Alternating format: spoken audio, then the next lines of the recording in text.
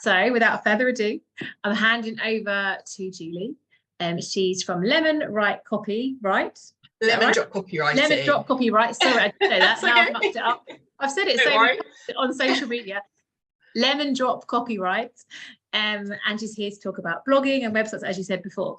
Do you want me to make you host, as in so you can share things? Or no, I've got nothing to share, so it's all very kind of. I did think about doing like a PowerPoint or something, and I thought, do you know what? Let's just have a chat. That's probably the most relaxed way of doing it. That's exactly right. I'm Julie. I'm a freelance copywriter. My business is called Lemondrop Copywriting. So you can find me on Instagram at Lemondrop Copywriting, and my website is lemondropcopywriting.co.uk. And I do have a blog on my website where I share lots of copywriting tips and tricks. So I would say that if you're looking for a bit of help and guidance with writing for your business, that's a great place to head and have a look at some of the posts that I've done. So I'm kind of coming at this tonight, just I hope I'm not sort of saying things that people already know, but just wanted to talk to you about writing for your business. Obviously, it's something that's really important. It's often the first impression that customers have of you is what they've read on your website, what they see you posting on social media. So using your words to connect with your ideal client is really important. And I think that's probably the first thing that I wanted to say this evening, is that whatever you're writing, write it with your ideal client in mind. I guess the issue with that is, if you don't know who your ideal client is, that suddenly becomes very difficult. So I would say it's definitely, if you're new to business or you're working with lots of different type of clients, I would spend some time doing some work looking at actually who your ideal client is and really trying to nail that down. Because actually that can mean, if you don't know who that person is, your messaging can become quite muddled. You're trying to talk to lots of different people and please everybody. And actually that can be quite confusing for your audience. I think probably quite a good example of this in my own business. When I first set up Lemondrop, I guess I was a bit like, I can write about anything. I can write about mortgages, I can write about finance, I can write for wedding planners, I can, you name it, I can write about it. So I don't think I really understood who my ideal client was. And I think I only figured that out really over time through working with people and actually seeing the kind of businesses that I like to work with, the kind of projects that just kind of lit me up, and the ones that I kind of wasn't feeling so passionate about, I guess. I remember people saying to me when I first set up the business, you're a copywriter, you should be on LinkedIn, like you're going to get loads of work from LinkedIn. And it's just the businesses that I now see as my ideal client, they don't hang out on Instagram, or they don't hang out on LinkedIn, they tend to be on Instagram. So I kind of, my first year in business, I think I really started to figure out that actually I really love working with female business owners. I really like working with small business owners, people that are new to business. So perhaps they don't know where to start. They're trying to put together their first website. Everything seems a bit overwhelming for them. I really love working with creative businesses. So businesses like maybe florists or wedding planners or graphic designers or artists. So over the course of my first year in business, I felt by the end of the 12 months, I felt actually quite clear about who my ideal client was. And actually that's helped me so much, because now my messaging is completely kind of laser focused on talking to my ideal client. And there's a really good quote from Meredith Hill that really kind of encapsulates this. And she basically says, when you speak to everyone, you speak to no one. So if your messaging is trying to, all about trying to please everyone, actually you're kind of missing a trick, and you need to really focus on your ideal client. So if you haven't yet done that in your business, I would say definitely spend a bit of time. There's lots of people that can help you with ideal client work. There's quite a lot of sort of online resources where you can obviously see, ideal client worksheets and things like that you could spend some time kind of working through. I imagine Jen, I don't know, I'm guessing Jen might know a bit about sort of how to figure out who your ideal client is, or might be able to help sort of send you in the right direction. Would that be right, Jen? If I said that, yeah. Yeah, more than happy to talk to anyone if they want to chat about that. Perfect. So once you know who your ideal client is, fantastic. And everything you write, you're going to be crafting with that person in mind. So you're going to use language that appeals to them. You're going to talk in a tone of voice that appeals to them. And it's really important when you think about what your brand voice is, that it's natural and that it's authentic to you and it reflects who you are as a person. I think we all know that actually people buy from people and people want to get to know you. And so that your personality really needs to come across in your writing. And I think people are so, it's so important to be authentic in your business. So don't use kind of buzzwords or power words or say what you think people want to hear. Be real. I would say that's, that's probably my best piece of advice, really. And I guess I've learned over time that you attract who you're talking to. So actually in my own business, once my messaging was becoming more and more focused on my ideal client, it all evolved quite organically. And I just started to attract those people to my business because actually, they were the people that I was talking directly to. So I hope that makes sense as just a starting point for when you're thinking about writing.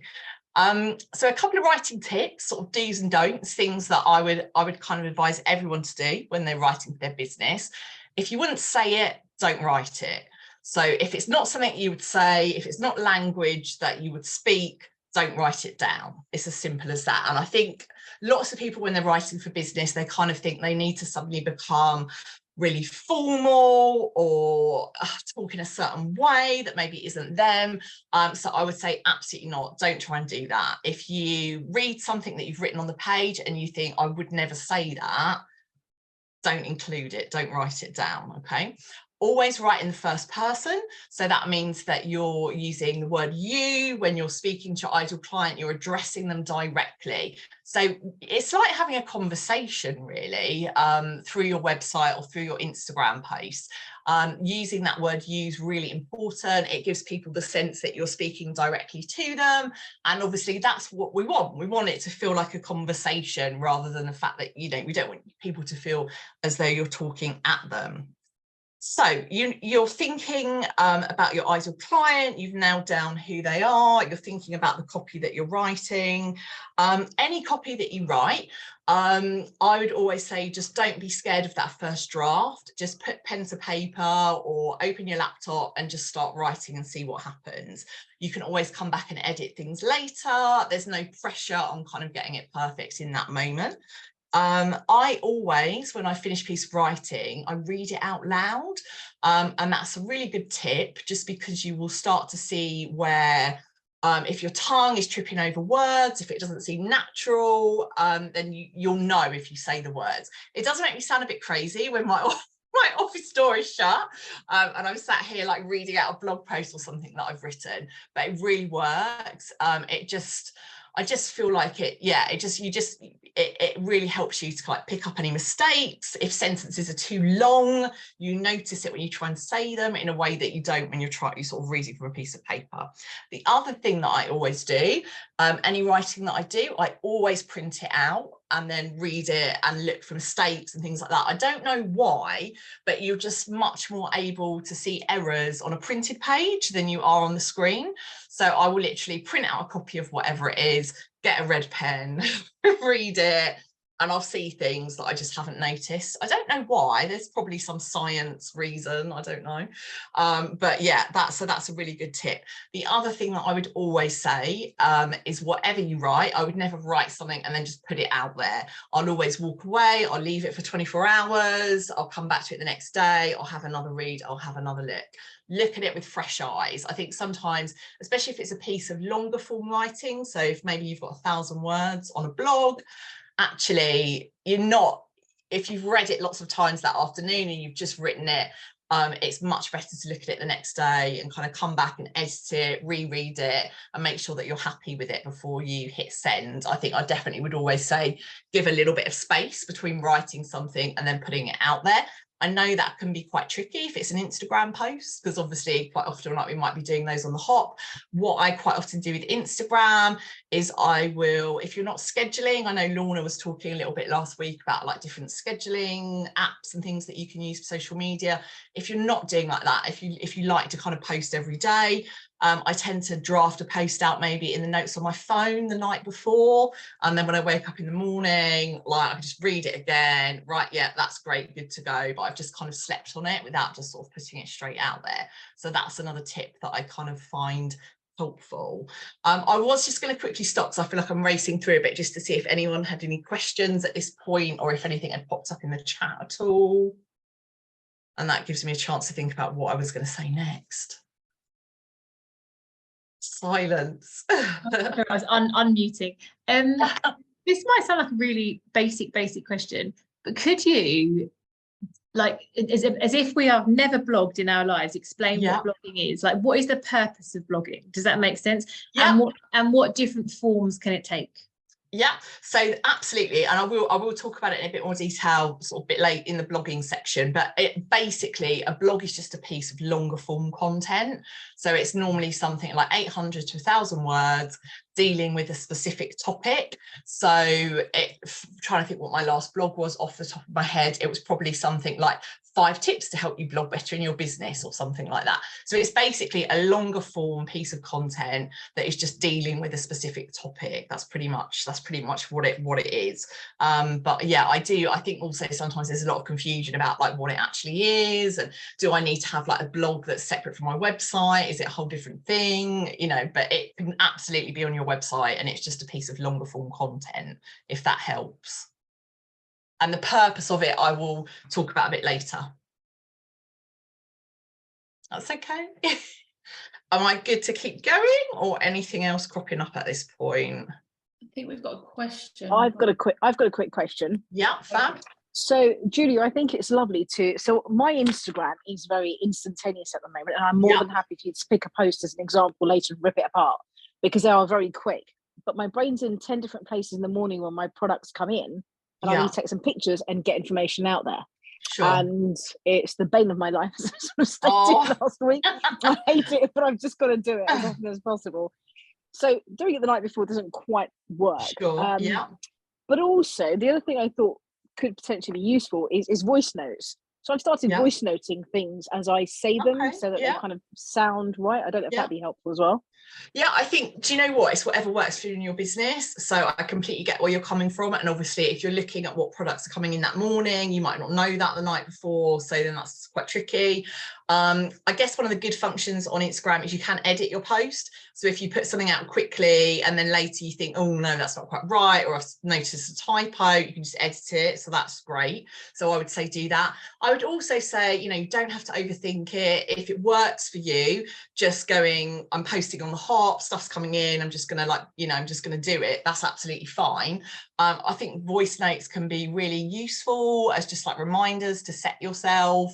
I guess maybe you could have, I don't know, I'm thinking maybe you could have a basic template that you've got in the notes for your phone that you just then would adapt slightly depending on the product that comes in the morning. So, but if you're maybe writing about something sweet, you could have an idea of what that post might look like and how it might look different from a post maybe for lunch or a savoury item. And I guess for things like the coronation, obviously I saw your cream tea post today. So things like that, if you know you're doing stuff like that in advance, I would be, you know, maybe scheduling it so that you can take the pressure off yourself on the day. If you've got stuff you can photograph in advance or use photos that you took last week. I mean, I'm always doing that, like taking photos, but I don't necessarily post them that day.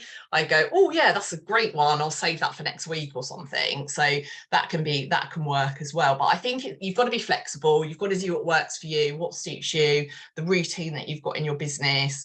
And have that flexibility kind of built in if you do just want to sort of post and run. Does that help? Yeah, okay, fab. Okay. I love that, Julie, what you said about taking pictures with content in mind. I don't think I do that enough of the time. Do that all the time, but I'm literally I'm obsessed now. I literally be out and about and I'll be like, oh yeah, that'll be a great post. Like, you know, get a photo.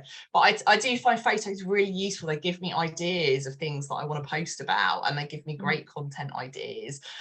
So it can just be literally as simple as like, I don't know, I'm sat in a coffee shop and I don't know, I see something that just makes me you know, I don't know. So I could take a photo of a cup of coffee and say to people, you know, how do you like to work? Are you like a coffee shop worker? Do you like to work in your office? Are you kind of, you know, do you have music on? Do you not? That kind of thing. So there's just so many ways that you can come up with content ideas, I think. Definitely. Let me read to you Charlotte's question in the chat. Yeah. Charlotte, feel free to come off mute if you're able to. Is there a balance between sounding like you and hitting SEO? I think I struggle with this and the buzzwords. Yeah, so I think I'm going to talk about SEO a little bit more a bit later as well, but I think that people are kind of obsessed with SEO. And I think, do you know what? If you're writing content that is interesting and engaging and it's answering the problems that your ideal client has got,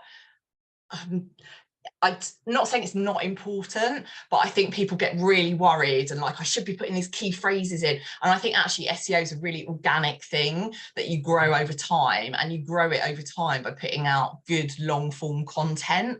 That's what's going to help you to rank in search engines. And obviously SEO and keywords are things that you need to think about, but I think that you don't need to worry overly about it, if that makes sense.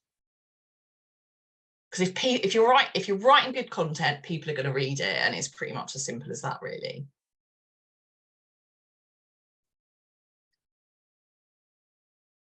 Okay, thanks, Charlotte. So I wanted to talk a bit next about writing for your website, because I think that can be something that when you are setting up a business, most of us are going to be thinking, I want a website, I want it to be great. I tend to work with a lot of businesses who perhaps have only had social media accounts, and they've stopped relying on that now, and they want a website.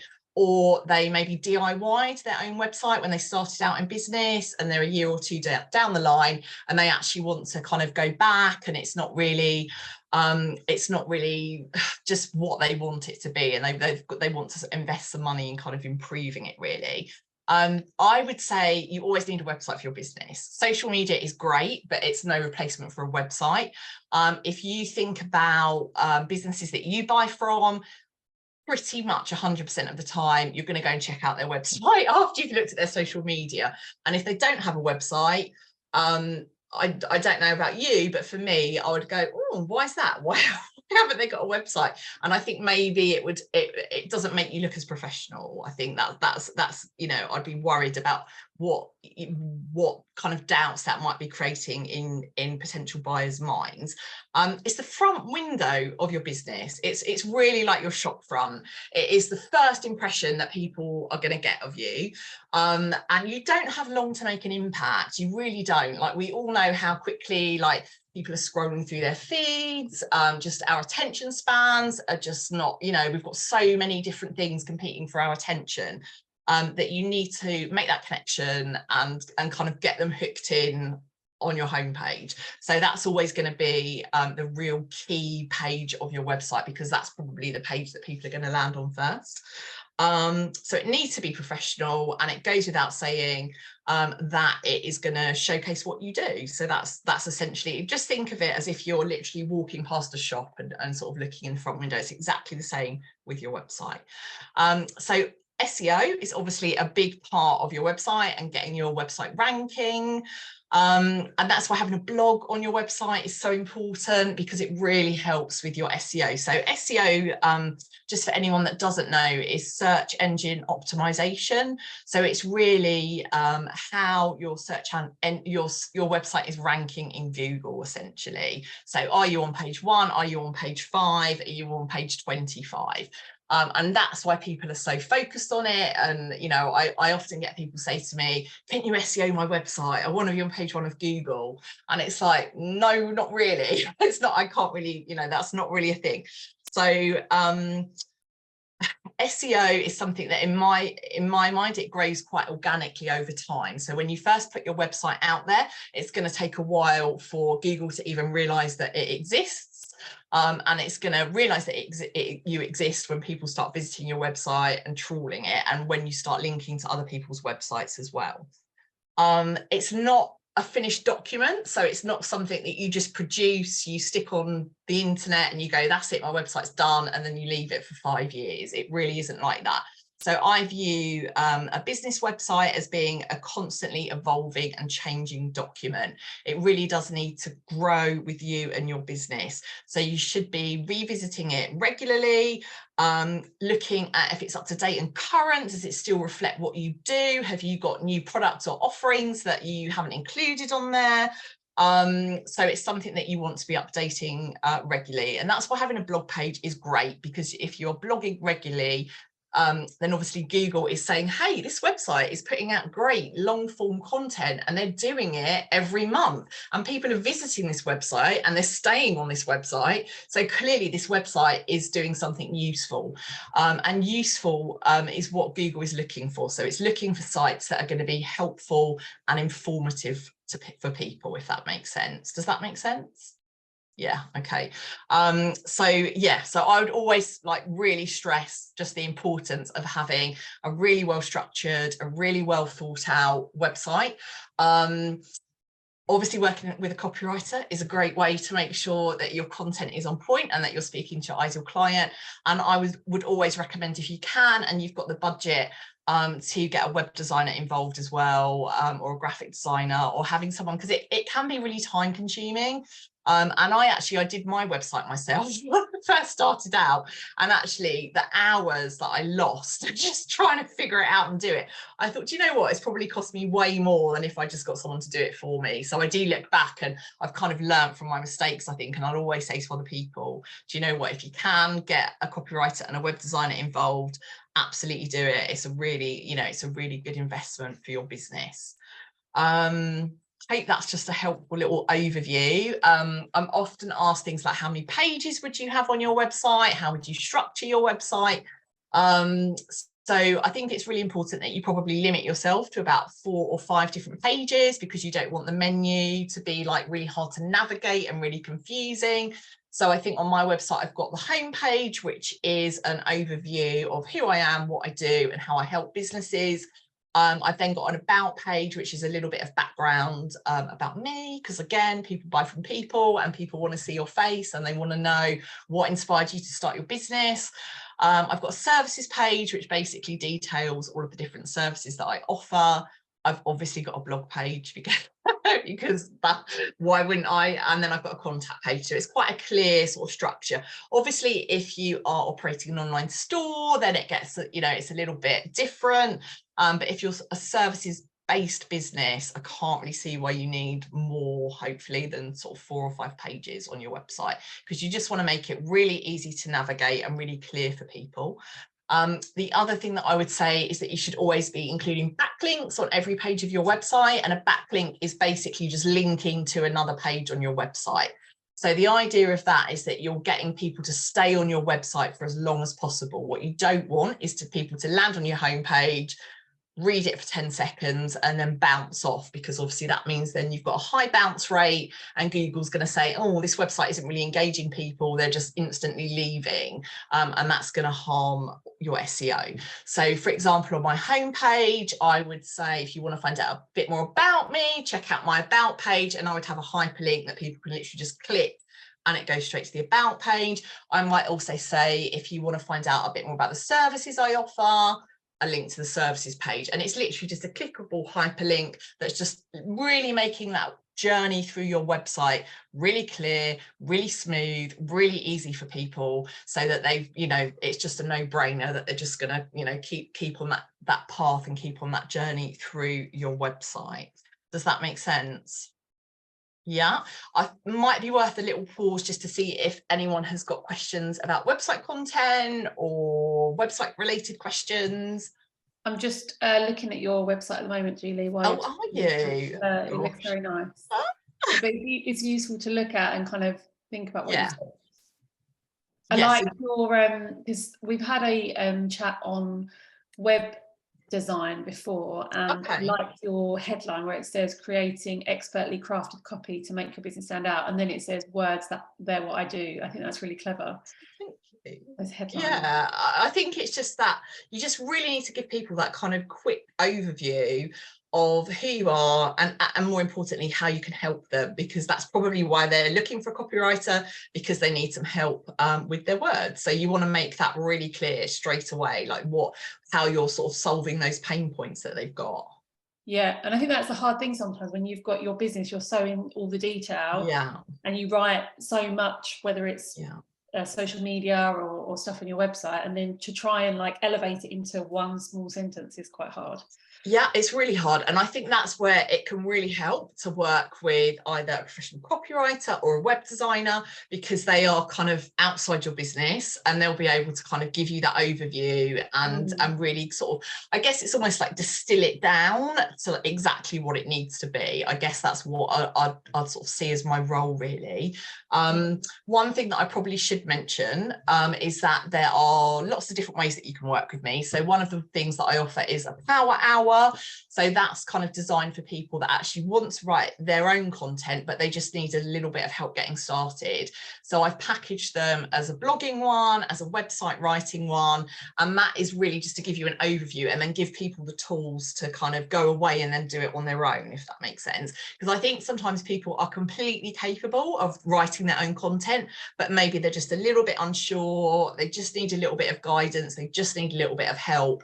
And so so I kind of offer that as well, because I know not everyone wants to or can do kind of outsource all the writing for their business. And that's one of the things that in my business, it was really important to me that I actually wanted to be able to work with new businesses and people that were maybe on more of a limited budget, but they just needed a bit of help and guidance. So I've really tried to scaffold my offerings so that I've got everything from sort of fully outsourcing all your copywriting to me to actually just getting like a little bit of guidance and help.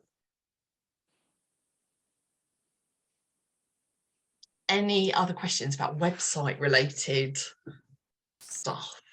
I was just going to ask that when you said about people clicking off of your website, I have, so I run baby and toddler classes. So I have a separate booking site. I use Bookwhen for people to actually book the classes. And I'm just thinking of picturing my homepage, and it has literally got that is straight away in the first bit where they can click on that link, which would immediately take them off of my website and into Bookwhen in order to book the classes. And I've almost done that deliberately so that it's really easy for them to find the way to book.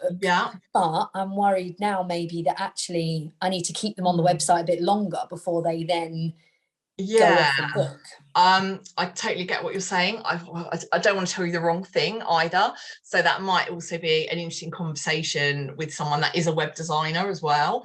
I guess my gut feeling would be I wouldn't want them to just hit the website and bounce straight off. So I would want to kind of perhaps have that on another page where you kind of say like, oh, to read more about my services, go here, and then they go to the services page and then they book through that, just so they've got a little bit more time on the website. And I don't know if you find, I don't know, do you feel like people have read enough to know, oh yeah, I definitely want to book? I don't know. Yeah, exactly. I don't really know either, because I guess it depends whether they are coming to the website having already heard about me and already been like, oh, okay, well, I want to book this class, so I just want to be able to do it. And you want it to be easy for those people that are there ready to go. But equally, I would imagine more people are coming onto the website in order to find out more before actually booking. So they're going to need to stay on the website for longer to find out more.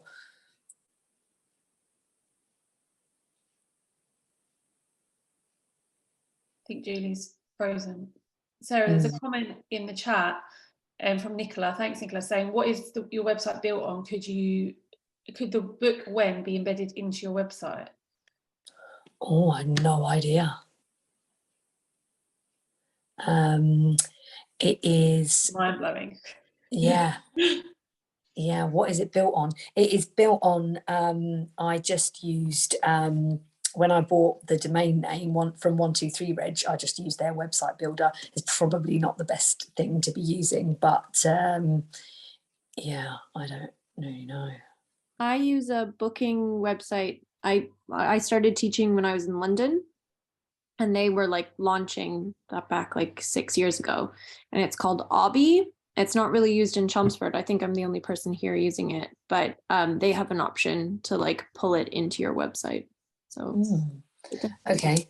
there, but it's like one of their pricing tiers for using Obby, like with your so if you were looking into stuff.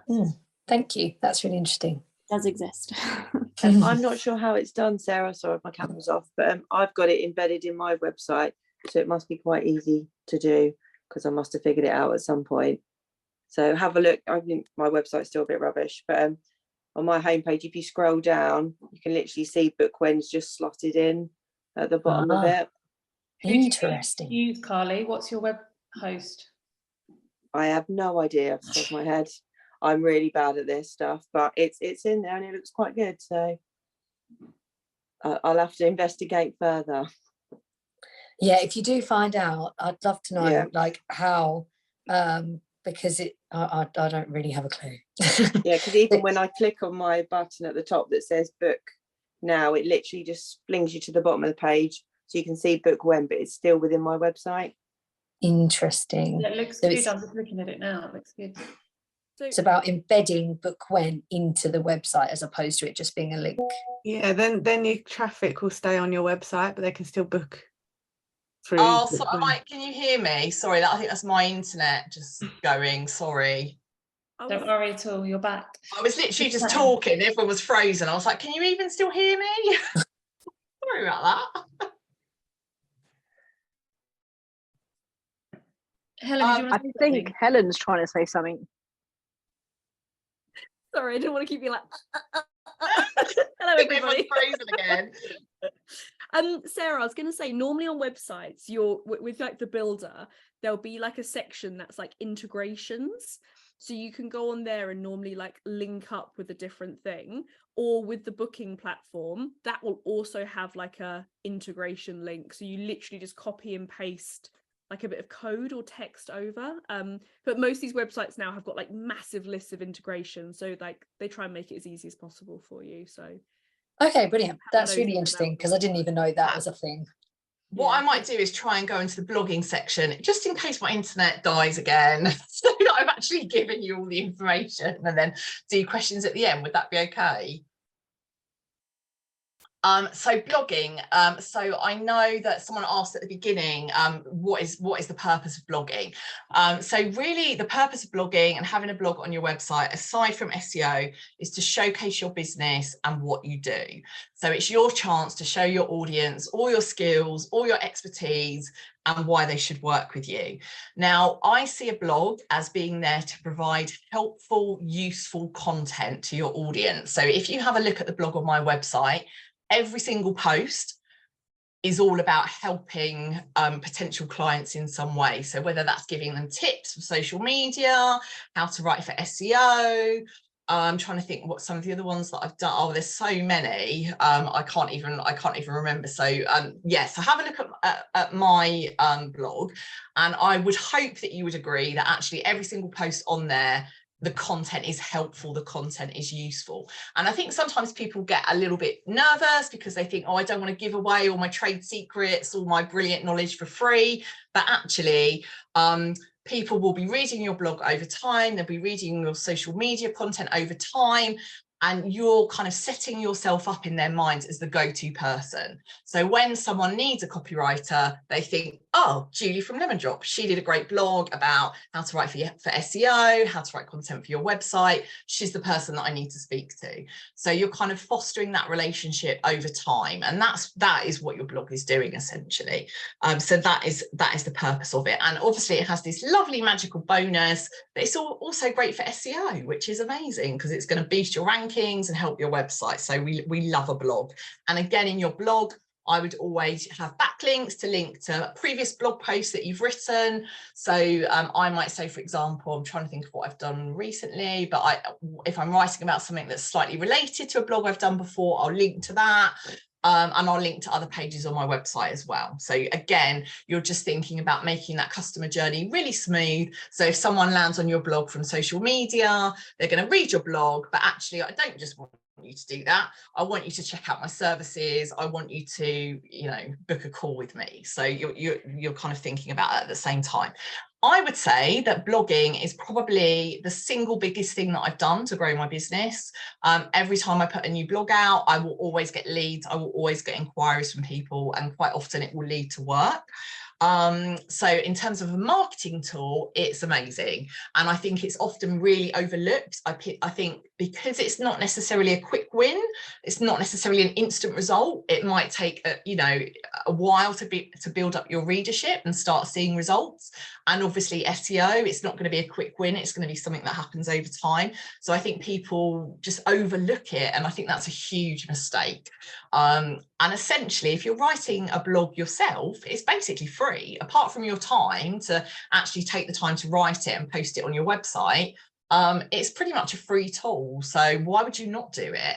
I guess people tend to work with me if it's just something they don't have time for, so they want to outsource it, or they just feel like writing is not their skill set, they're not super confident with writing, and it's not something they want to do, then they tend to be the clients that I will work with. But I would always, I'm a huge advocate of blogging. It's done amazing things for my business, and I think when I've seen the impact that it's had on my business, that's made me become really vocal about saying to other people that don't have a blog, you really need to have one.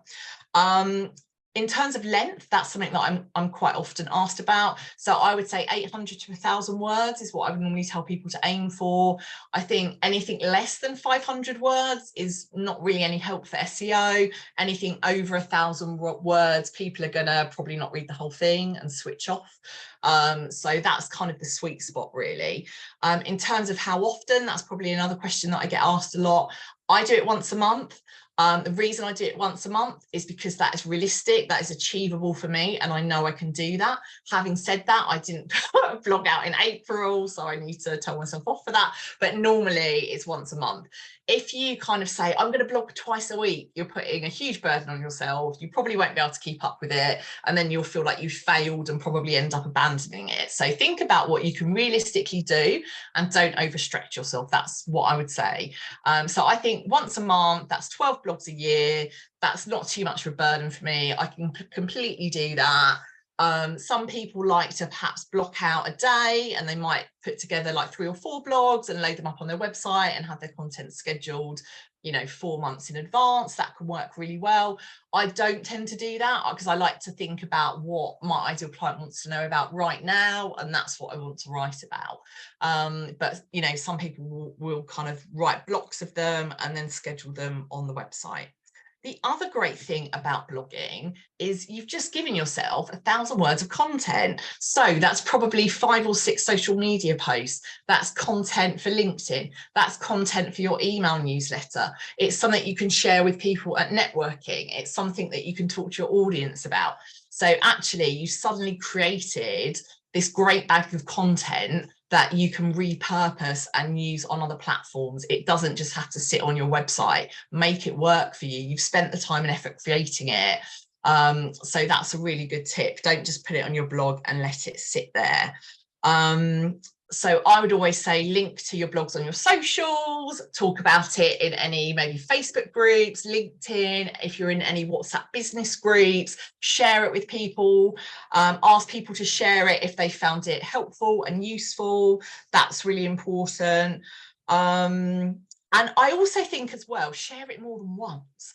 People think we all read everything that we put on our social media feeds, and that just doesn't happen. So if I'm putting a new blog out, I'll maybe try and do 2 posts that week talking about it, 2 posts the following week resharing it.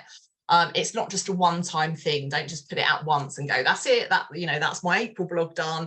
Make sure that you keep coming back to it and referencing it, particularly if you've got a blog that's been really successful. So I think my top performing blog on my website is from a couple of years ago, and it's something about, I can't remember, I should know this, it's something about the importance of SEO.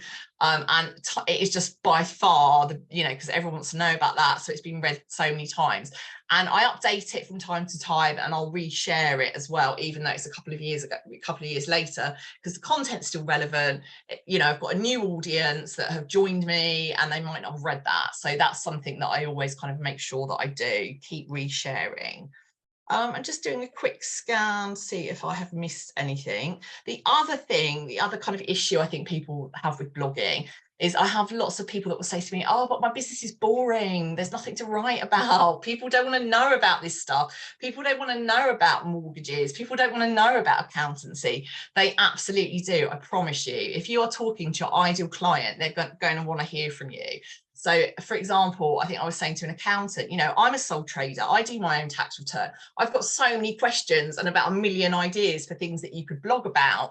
If something happens in the news, like the government just announced some new kind of, I don't know, tax law, how does that affect my business? What do I need to know? That's a blog post. So I promise you, whatever you do, there will be topics that you can blog about, and there will be things that your ideal client wants to hear about. And I'm always happy to help people with ideas. Like if you're super stuck and you're really struggling, like drop me a message. I'll always, you know, it's kind of, I get it. It's sometimes difficult. I think Jen was saying earlier, sometimes it's hard to see within your own business. So sometimes you do just need a fresh pair of eyes to kind of bounce some ideas off and get some ideas. The other thing I would say, if you're really stuck and you don't know what to blog about, ask your audience. Drop an Instagram post. I'm just putting together this month's blog. What do you want to hear about? What are you interested in learning about? What can I help you with? And I promise that you'll get some really interesting answers. I always do when I do posts like that. So that's a useful tool if you are really stuck. Just going through my notes to see if I've missed anything. I feel like I'm talking really fast at you, so I just like all this information is coming out. So I don't know if anyone's got any questions sort of relating to blogging or anything that I haven't covered in that kind of section. I've got a question. I think Amy's got one. Yeah. Go first, Amy. Okay. Oh, sorry. Thanks, Julie. That's been really, really helpful. I was just going to ask around where we blog, if that makes sense. Is it always a page on our website, or would you use something like, I've heard of Medium or other kind of platforms that host blogs, and does it really matter? Yeah, I mean, I have my blog on my website. I kind of, for me, that's where I want it to be, because I want it to, the SEO to work for my website and push it up in search engine rankings. And it should be as simple as just adding a page to your website. I'm with Squarespace, and it's really easy. I just select that I wanted like a blog page, and then it gives me loads of templates to choose from. But it should be something that's quite straightforward to set up. You know, if you're not particularly tech savvy or you need a bit of help, you know, it's something that you can probably ask a web designer to just get you going with a basic web page and show a basic blog page on your website and show you just how to sort of update it. And I think if you're doing a monthly blog, you kind of get in the habit of knowing what to do and how it all works. And I think it's more with websites, if you leave it for like a year and you haven't logged into your website, and then you're kind of like, oh, I can't remember how anything works. So I think, again, blogging regularly sort of helps with that. But yeah, I don't see why you would want to not have it on your website, if that makes sense. Mm-hmm. Okay, thank you. Julie, quick question. Yeah. I would say one of my challenges, I don't know if anyone else agrees, is just finding the time to blog. So I wonder, do you have any like routines or any advice on just how to make it like a regular thing? Because I feel like I normally do 1 or 2 a month, and I haven't done one now for probably 2 or 3 months, I'd say. I just wonder if you've got any like tips. So I would say put it in your diary, like a meeting. Like go 2 hours Wednesday afternoon once a month. That's my blogging time, because I know I'm like that. If it's not in my diary, it's not going to happen. So I would say put it in the diary, block out the time. I know it can be difficult, because I always think with writing, I'll always say to people, like, if you're not feeling it, don't try and force it if you're not in the right sort of headspace. But I mean, I guess it's easy for me to say that because it's what I do, so that doesn't often happen to me. But I would say, if you're thinking, I've set this time aside for blogging, but I really don't want, I'm really not feeling it, probably don't force yourself. But I think putting it in the diary is a really good idea. Yeah, that's a really good idea.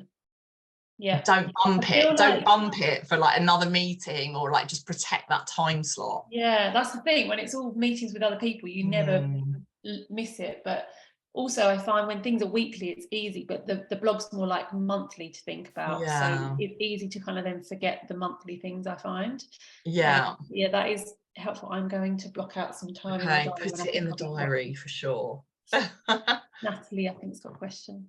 I was wondering about the kind of blocking between like a blog and a newsletter, and like I mean, it's easy to think of like sharing it on a some of the content on an Instagram post or something like that, but I feel like newsletters, or certainly some of the newsletters I get, feel like blog posts sometimes. Okay.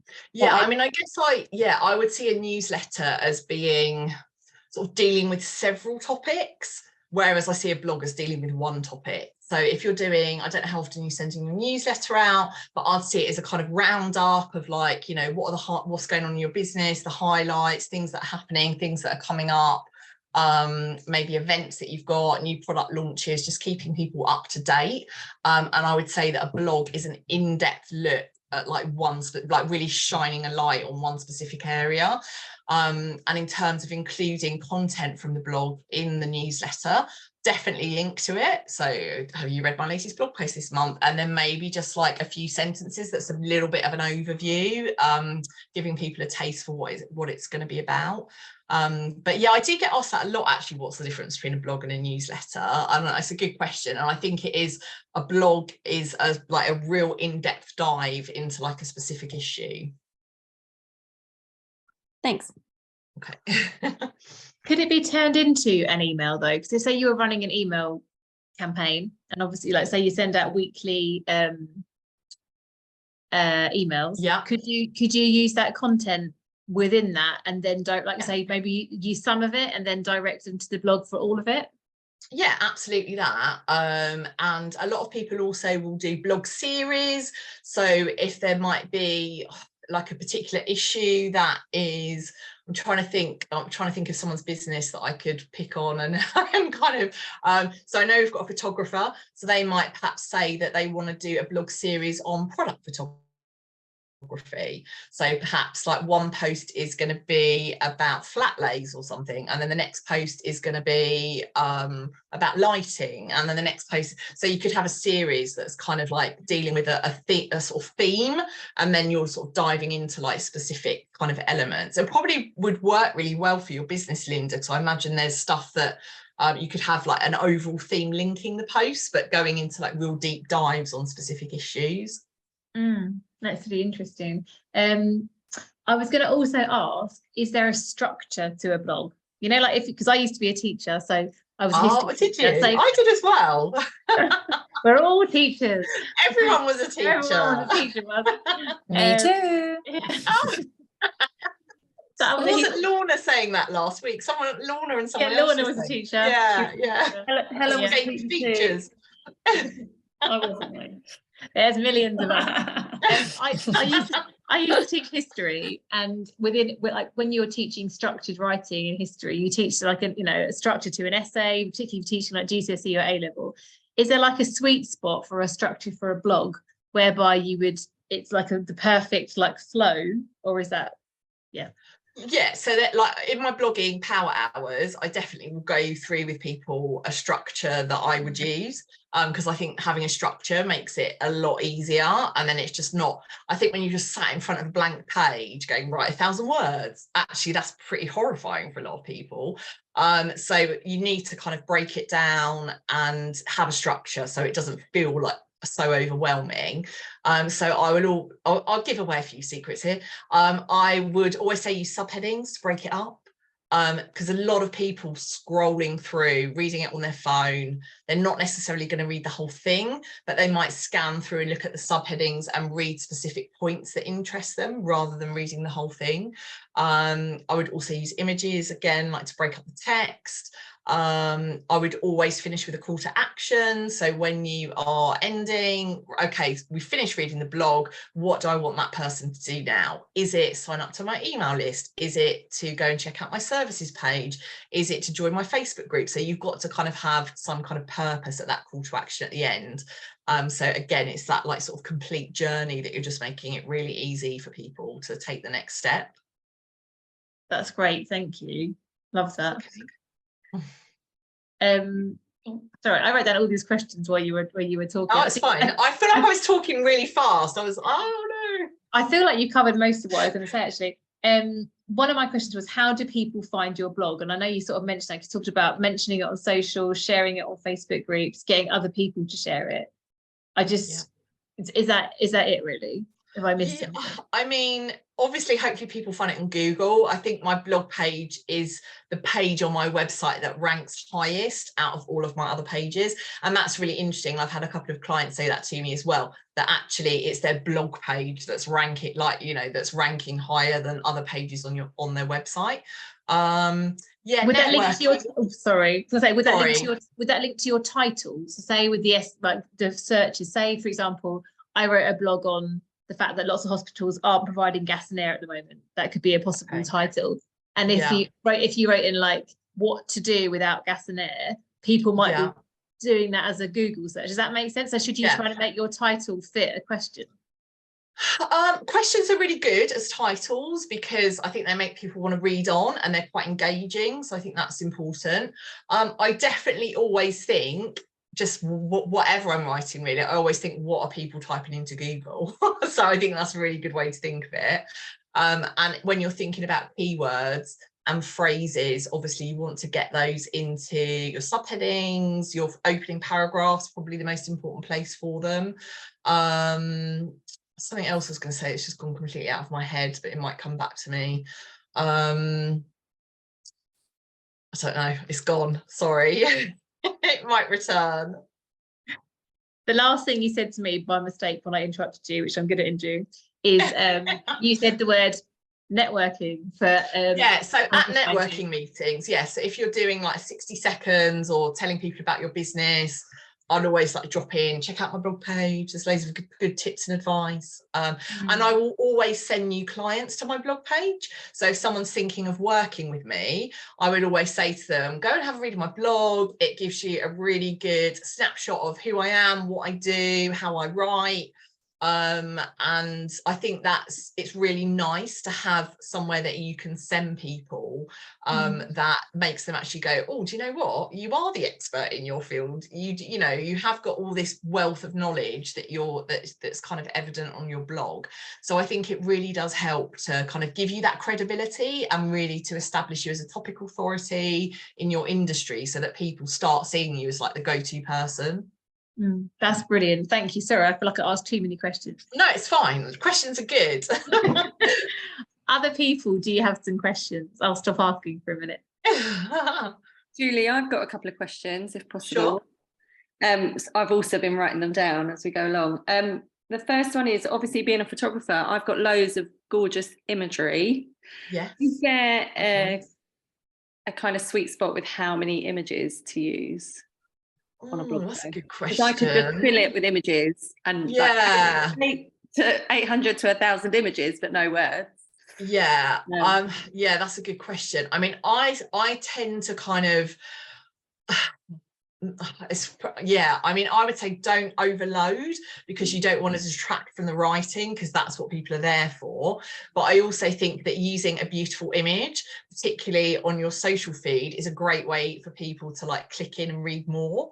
So I think probably that main kind of header image, that, because when I upload to my website, I basically have an image that will be like the first image that people will see with that blog post on my website. So you want that to be your amazing image that people is going to draw people's eye. And then I would say, I mean, I try and maybe marry it up with the subheadings and just get, I guess it's just more a feel of thinking, I feel like that looks right. I feel like there's a good balance of text and images, and it doesn't feel like I'm overloaded either with the words or with the images. So obviously you don't want hardly any images, but you don't want loads. That feels really vague. Sorry. No, it's fine. Maybe, I mean, also I would say you'll have a look at my blog as well and see how I'm kind of setting things out. And it's probably also, I would also say it's probably worth looking at blogs of other people in your industry as well, just to see the kind of things that they're writing about, how they're laying things out. I think that could be a good source of inspiration. Thank you. I've got two more questions, sorry. should we link to other businesses? I know you said obviously put backlinks into other pages or previous blog posts.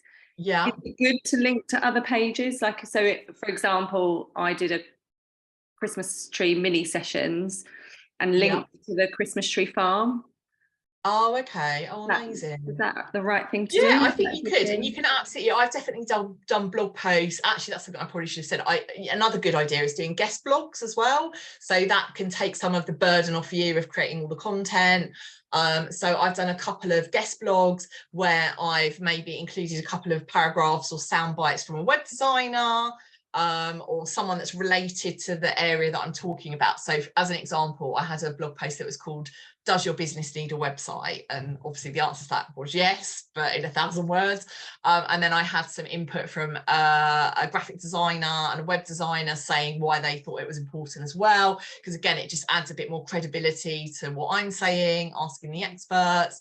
And obviously I linked then to both of their websites, and then they shared the blog on their websites and on their socials as well. So that was really so useful. It's good. It's not gonna I can't see why it would detract. No, exactly. And I think like if you were saying I'm going to be doing a shoot here, I would want to, as a reader, go and check out the venue. So the fact that you've linked to it just makes it really easy for me to go and do that. It's better to link, when it says open in a new page or open on the current page, so that they stay on your website, but it opens in a separate. Yeah, that's a good one. I mean, if I'm staying on my website, I just prefer opening a new page personally as a consumer. That's what I prefer. But I don't know, because if it's taking you off the website anyway, I don't think it would matter necessarily if it was in a window or not. But I don't know. That could be wrong. That was a sneaky extra question. But the last question is, this might sound really, really stupid, but this is someone who, I'm in my 3rd year with this business, and I only launched my website in January. So for 2.5 years, I didn't have a website. So blogging is very new to me. So how do you find keywords? So I know you talk about keywords and phrases. Obviously, I think I know what keywords would be, but is there a way to look them up, or? Yeah, so there are lots of different ways that you can do it.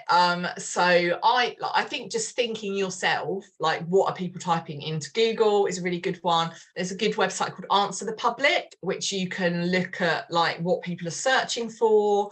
And also Google Trends is really good to look at what kinds of things people are searching for. And also if you type something into Google, my mind's gone blank. If you type something into Google, when you go to the bottom of the page, if you scroll right down, it normally says people also ask, and then it gives you a couple of other search phrases that people might be using, and that's a really good tool, and I don't think that's often people know about that, or it's used that often, so that is really good. The other thing about kind of SEO is with keywords is it's almost the more niche you can be, sometimes the better. If you're trying to rank for product photographer southeast of England, that's going to be really difficult.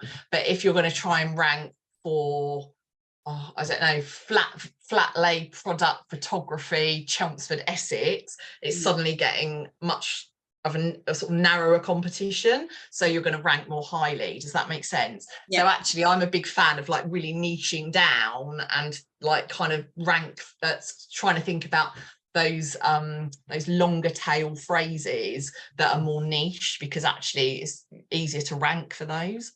Okay, brilliant, thank you.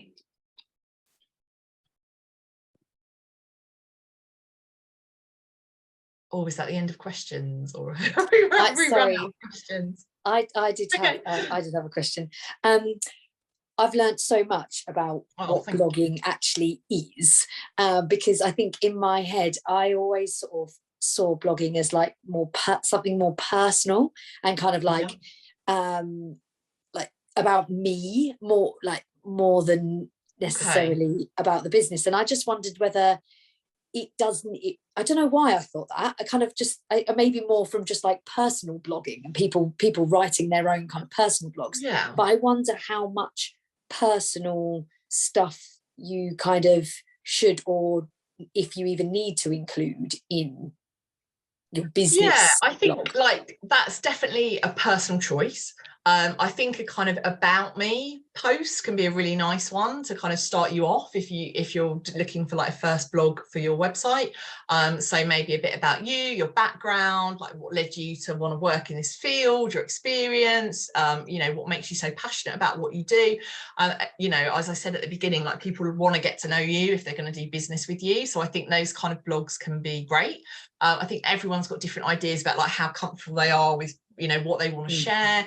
And I think I totally get what you're saying about thinking of blogging as being a personal thing. I think blogging was quite 90s, wasn't it? And people used to be like, oh, I've got a blog, and it was all about like what they were getting up to and what they were doing. And I think maybe like that stuck with us a little bit. But I think so yeah, it's a total balance, and I would say whatever you feel comfortable with and whatever you think works best for your business. Yeah, okay, thank you. Julie, quick question. Do you have a view on blogging when you've got a podcast? So I've kind of read a few things and heard that maybe it would be a good idea to turn your podcast episodes into blogs. However, That's a good question. It is quite a lot of work. For SEO, I'm sure it is good. Do you have a view on it? Yeah, that is a tough question. I might have to ponder that. Okay, I'm gonna come back to you, Jen. It is a big task. It is a big task. I guess I'm just thinking about the practicalities of how you would actually, you know, and the length of the podcast episode. And I guess I would maybe say if there are particular episodes that have been brilliant and really got you a lot of traction, that would be worth investigating. And then maybe not necessarily every single episode, but almost like maybe picking your best performing ones, or doing a bit of a kind of overview of maybe what's been going on the podcast. That's a really good idea. Thank you. Because I also think that I totally get where you're coming from, and that does also sound like a massive undertaking if you were like, I'm going to turn every episode into a blog. So I think you need to make that more manageable. Yeah, I use something called Otter AI, which might be useful for people because you can literally talk into your phone and it will write it all up for you. So you can upload audio on that. So that is very useful. But when you've spoken something on a podcast, like how it comes out in written form is horrific. Oh yeah, I can imagine that. Okay. I just saw a question pop up about someone asking about case studies and testimonials for blogs. Yeah, absolutely. So if you've got a client that is happy for you to share a case study of some of the work you've done with them on the blog, absolutely yes. And I think that's really, you know, definitely do that. So yeah, is the answer to that question.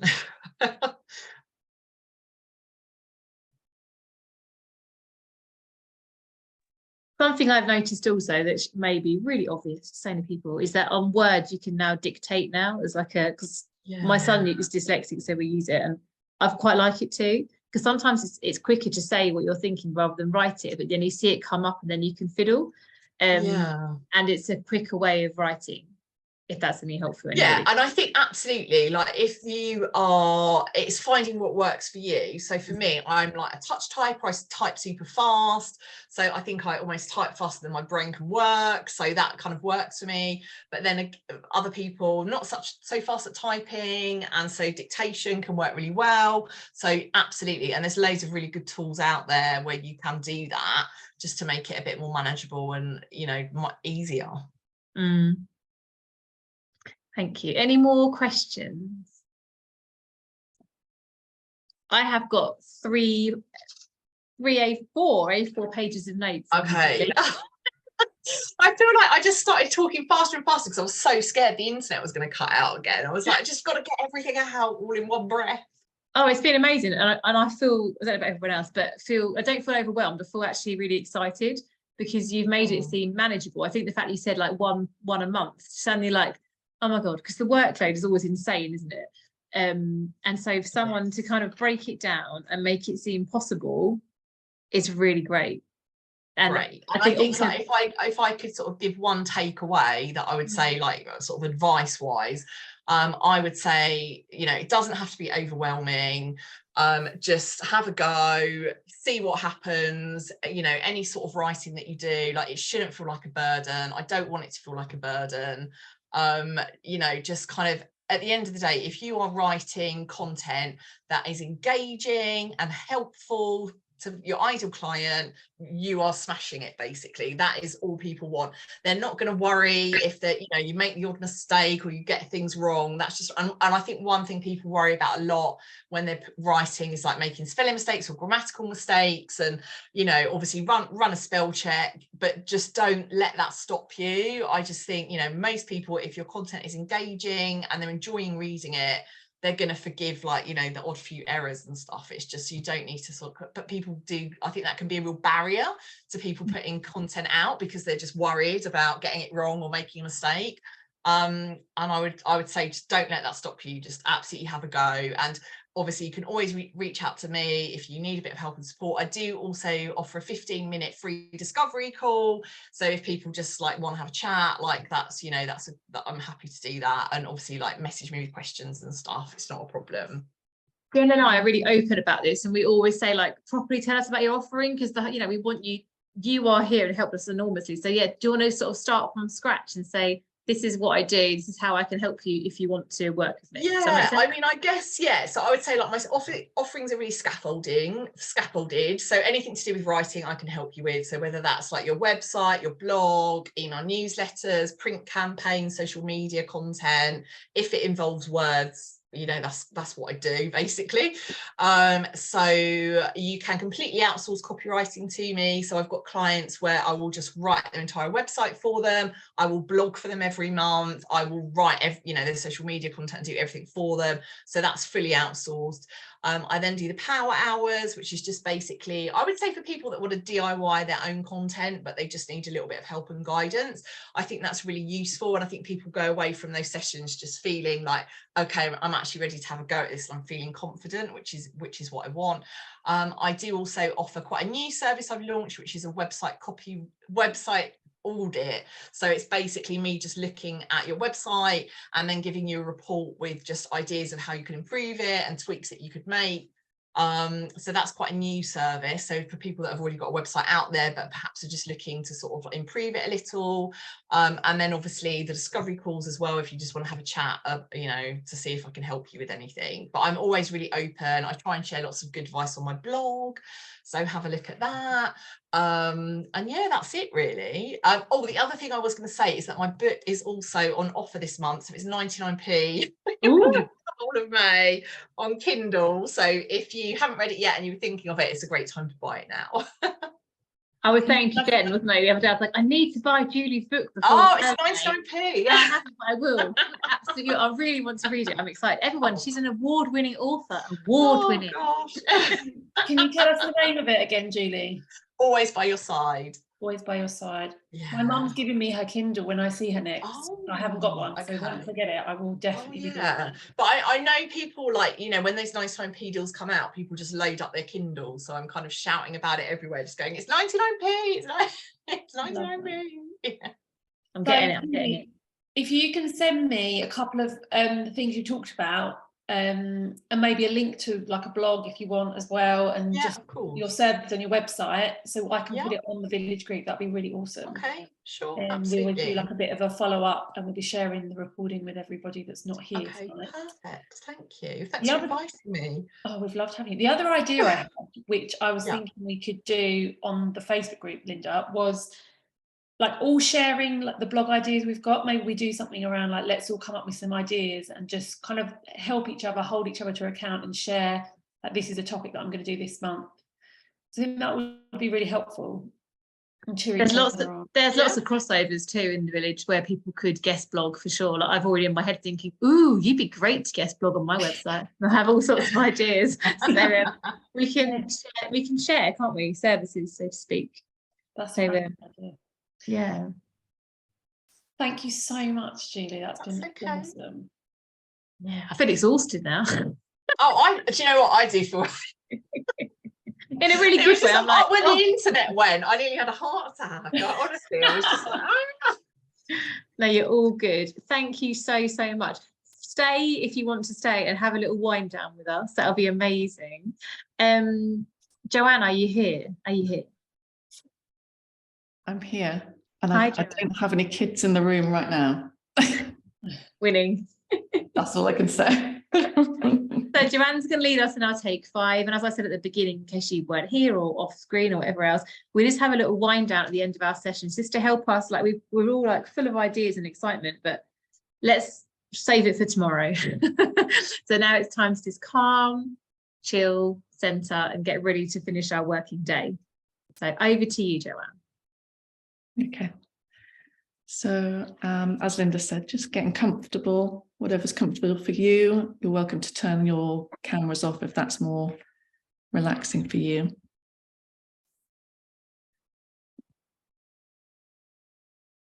And just feeling the chair or the bed or whatever you're sitting on supporting you. And feeling aware of where your body touches the chair.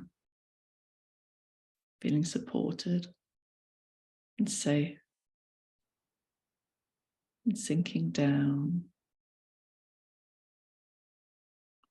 Releasing your muscles and letting go. And just aware of your breath. Curious of where your breath starts. Do you notice the very beginning of that breath? The first movement in your diaphragm, or is it in your chest? Where do those muscles move and expand? Expanding your chest and sucking in the air into your lungs. Filling them with air from the bottom all the way to the top. And as you breathe in, do the diaphragm and chest move together? Where else do you feel the movement?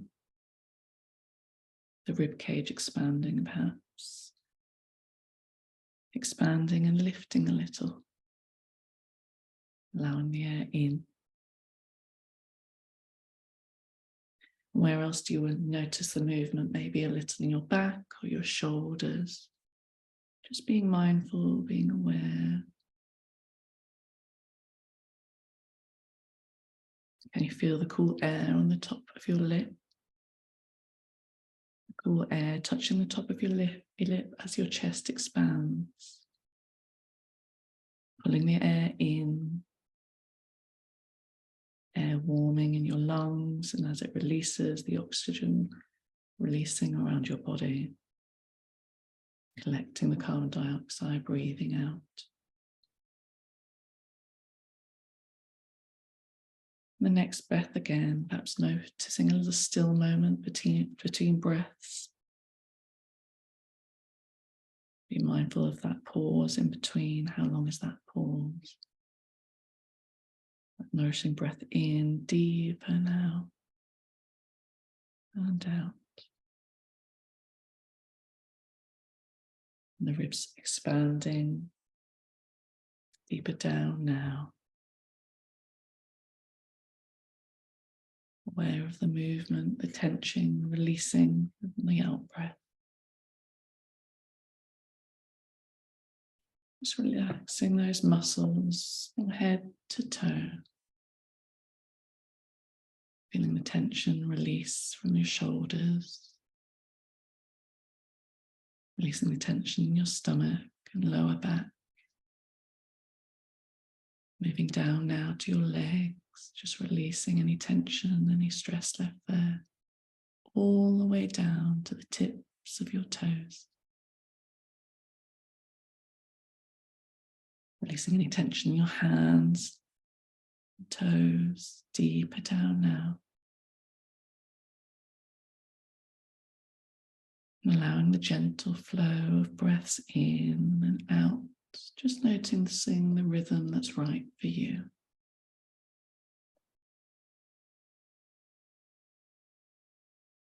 I want to invite you now to take a gentle stroll around a beautiful forest in your own mind. As you slowly walk deeper into the forest. Walking down the winding path, going deeper into relaxation, deeper into the forest. And perhaps you feel a gentle breeze on your skin. Perhaps the sun is shining, streaming through the gaps of the trees, warming your skin. I invite you to take in the smells, the ground beneath your feet, the sound of birds perhaps in the distance, whatever feels right for you on a gentle stroll, deeper into relaxation. Taking in the natural endorphins of being outside, nothing particular to do. Nobody needs anything from you right now. Nowhere particular to be.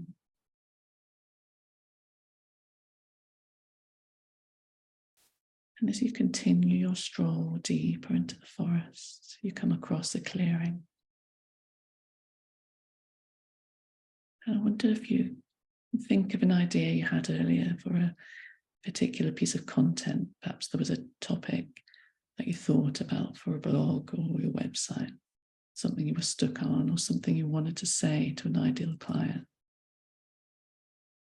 And I wonder if you sit with that idea for a moment and see that thought transforming into a seed that can be planted in this clearing. Hold that seed in your hand and feel its texture. Sense the power it holds, waiting to be unleashed. I want you to find a nice fertile piece of soil. Using your hands, make a small hole in the ground. Just pop that seed in the hole. And then pat the soft earth around the hole till the seed is completely covered. Just taking in how the soil feels around your hands. When it's completely covered, sit back and you can admire your work. Because now you've planted the seed in your mind. And you know that it can be fed and watered in the background with the vast knowledge that you have about your business and your ideal clients. That seed, that idea, has everything it needs to grow. Your expertise, your knowledge will nurture it day by day. And whilst it's growing in the back of your mind, in that creative part of your mind, the forefront of your mind will be free to do other things. It might be focusing on other tasks, resting, or even sleeping. All the time you know that your mind will be nurturing this seed, supplying it with all the nutrients to grow, and an abundance of ideas and content can blossom from this seed.